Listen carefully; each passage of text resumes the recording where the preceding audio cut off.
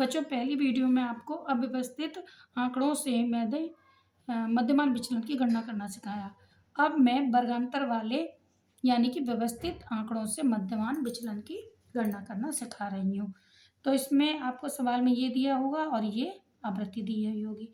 तो सबसे पहले हमें क्या करते हैं, मीन निकालते हैं, उसके बाद विचलन उसका निकालेंगे।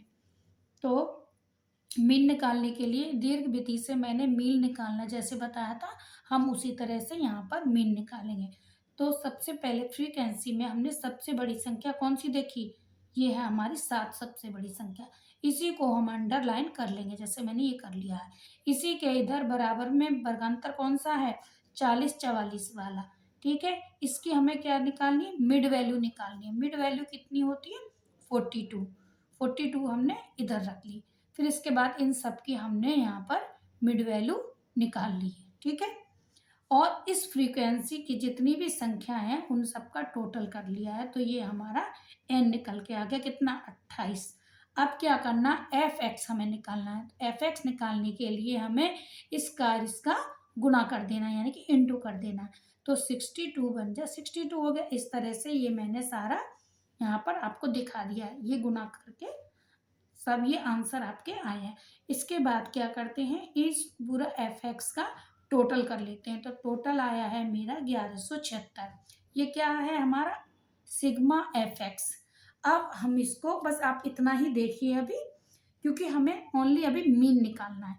तो मीन निकालने के लिए हमें इतना ही देखने से काम चल जाएगा। अब हम सूत्र को लगाते हैं। सूत्र हमारा क्या है, mean is equal to sigma f x upon n. F x हमारी सिग्मा एफ एक्स क्या है, 1176, और एन क्या है, 28। ये हो गया।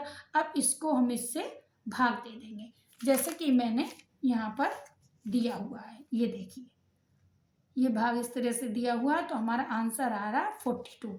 तो 42 हमारा क्या निकल के आ गया, ये हमारा मीन निकल के आ गया। ठीक है, अब इसके बाद एम डी यानी कि मीन डेविएशन हमें ज्ञात करना है। उसके लिए क्या करते हैं, जो हमारी मिड वैल्यू आई थी इसकी, क्योंकि ये आवृत्ति है इसलिए इसी वाले वर्गांतर की हमें मिड वैल्यू लेना है। क्यों लेना है, क्योंकि हमारी सबसे बड़ी आवृत्ति कौन सी है, 60। हाँ, कभी कभी ऐसा भी होता है, जैसे आवृत्तियां 5 होती हैं तो 2 ऊपर की छोड़ दी, 2 नीचे की छोड़ दी, तो हमने बीच वाली ले ली। ठीक है, लेकिन यहाँ पर ये है, देखते हैं कि सबसे बड़ी संख्या कौन सी है, तो वो हमने 7 ले ली। ठीक है, इसके बाद हम इसकी मिड वैल्यू हमने आपको बताई कितनी है, 42। तो 42 में को हमें किससे माइनस करना है, 62 से। तो 62 से हमने 42 को माइनस किया तो 20 आ गया, एक्स बार निकल के आया। ये छोटा सा जो मार्क है इसको बार बोल देते हैं। तो ये हमारा एक्स बार निकल के आया। फिर 57 में से हमने 42 को किया तो 15 निकल के आया। इसी तरह से मैंने ये सारा माइनस कर लिया।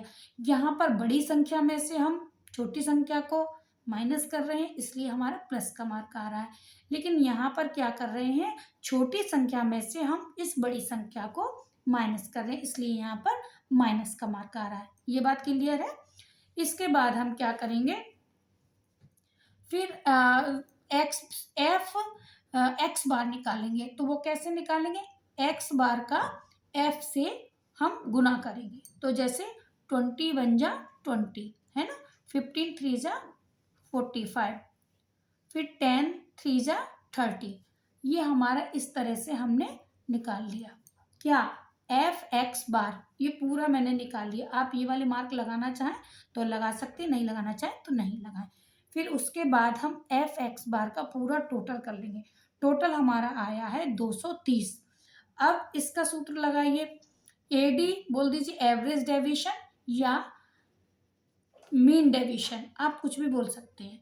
तो mean deviation is equal to sigma f x bar upon n. ठीक है, अच्छा, इसको अब हम डिजिट में रख लेते हैं। जैसे 230 हमने यहाँ रख लिया, ये हमारा सिग्मा एफ एक्स बार, और एन हमारी यही वाली रहेगी 28। अब इसको इससे हमें भाग दे देना है, जैसे मैंने यहाँ पर दिया हुआ है। ये देखिए, इस तरह से 28 का 8 बार गया था तो दिया, फिर इसके बाद पॉइंट यहाँ पे लग गया, फिर उसके बाद 2 डिजिट तक ही हमें काउंट करना है। और इसके बाद वैसे निकलता ही आएगा, लेकिन हमें 2 डिजिट ही काउंट करनी है। ये आपका निकल के आ गया मीन डेविएशन। कितना है? 8.21। ठीक है।